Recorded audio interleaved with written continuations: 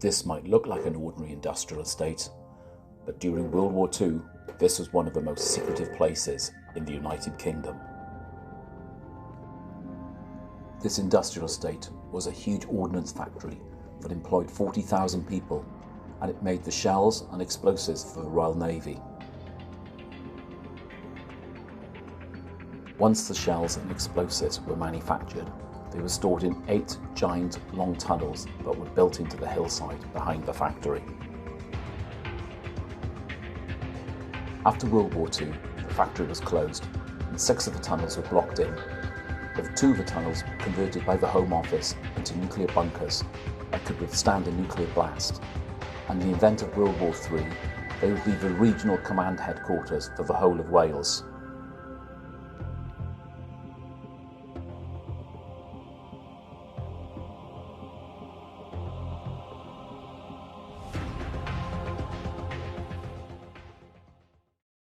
I'm David, and I'm a clumsy middle-aged adventuriser, and on this channel I document my urban exploring, my travel to far-flung places, my horrific dad jokes, and my love of a sneaky pint or two. So come join me.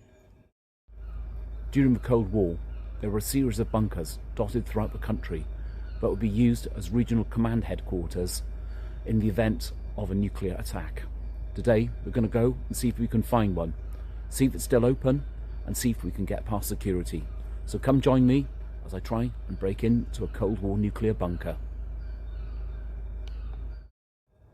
Today I'm just outside Bracklor in Bridgend, South Wales, and here we're coming up to where bunkers called the 8X's were located.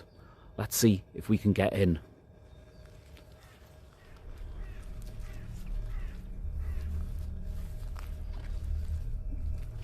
Looks like the gate's been left wide open. Let's hope we don't alert security.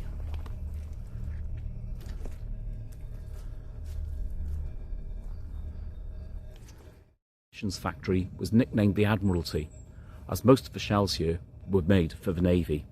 They were stored in 8 tunnels, but now only 2 of these tunnels remain. Blast-proof doors were put in front of the tunnels, and the tunnels were then converted into a giant nuclear bunker complex that was to be the regional headquarters for Wales if a nuclear war broke out. Inside the labyrinth of tunnels are a series of rooms that were the nuclear command bunker for South Wales and was called SRHQ. The labyrinth of tunnels has its own air filtration system, water purification systems, and its own power supply. And here we come to the first set of blast doors. Let's see what we can see inside. Here is the door into the first tunnel, and if you look closely you can see the padlock is a little bit rusty now, so it looks as if it hasn't been used for some time. Let's see if I can open the door on this side. Oh god, that's rusted shut. That is absolutely rusted shut.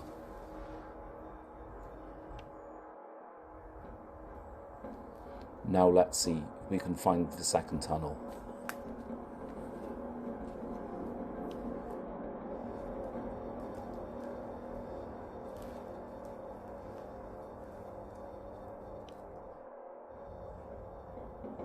As you can see, the site is still used today, and here is its electricity supply.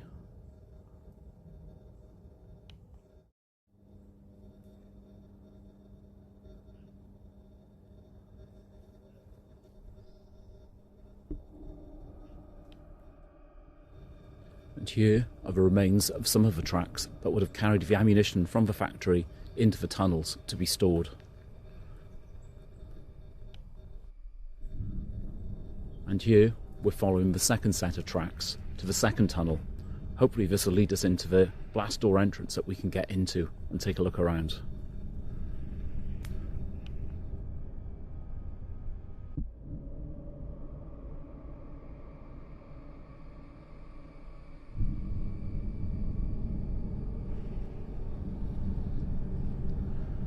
I'm reliably told that South Wales Police use this tunnel to store documents and evidence which is probably why there are clean padlocks on the door.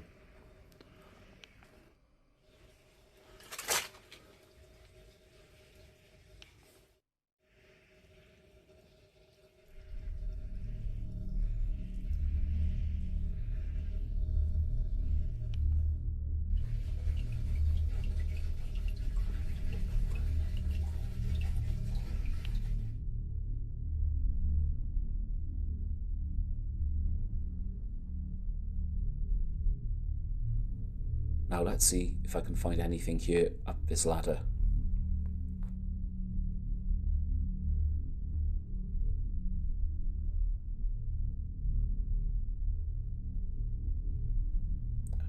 There might be some kind of escape hatch up here, but I'm not quite entirely sure. It's difficult to tell.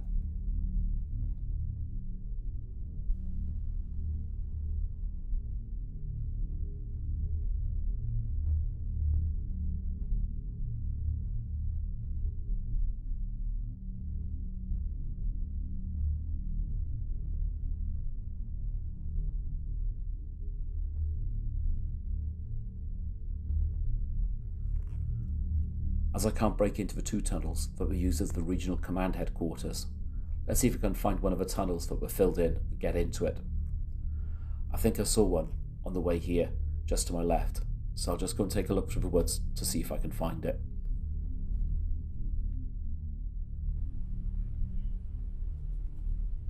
Right then, let's go in here and see what we can find. Ah, shit. Oh, bloody hell. See it. Oh, fuck.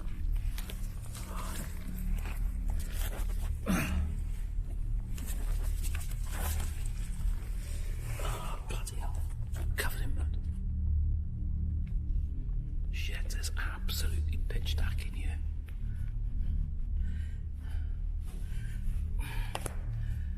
Right. Let's get some light.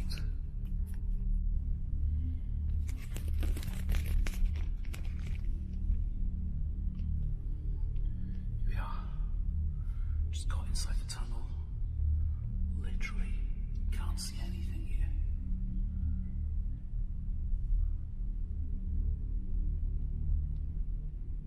Absolutely pitch dark.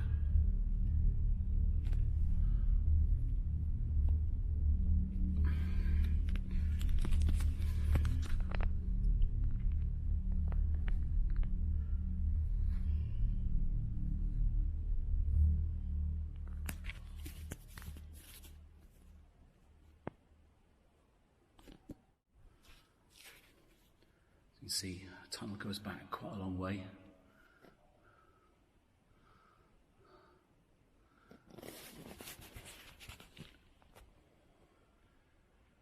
It's flooded at the moment due to the heavy rain, so getting in there is going to be a bit difficult. You can still see some of the wires still there. I would have connected it. See the solid concrete roof above. And I've been told that these tunnels are so long that sometimes they used to have electric buggies to travel around in them.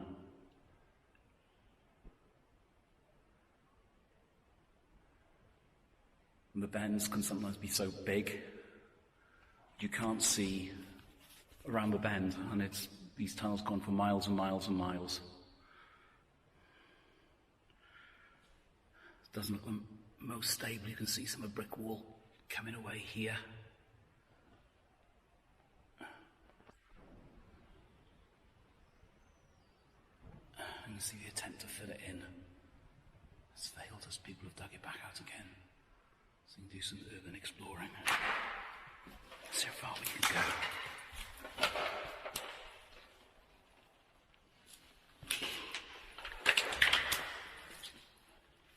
Shit, this is deep and muddy. Right, let's have a look. Yeah, it's completely flooded out at the moment. Gonna have to come again when it's not flooded.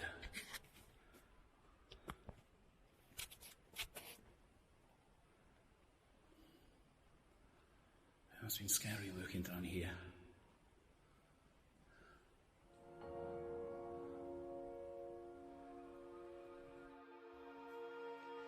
It's always surprising how much of our history is just tucked away, and we drive past it and walk past it every day. So visiting these tunnels, I just realised that in these uncertain times, it's still good to see that we still have some defensive infrastructure left. Although, hopefully, it will never be used.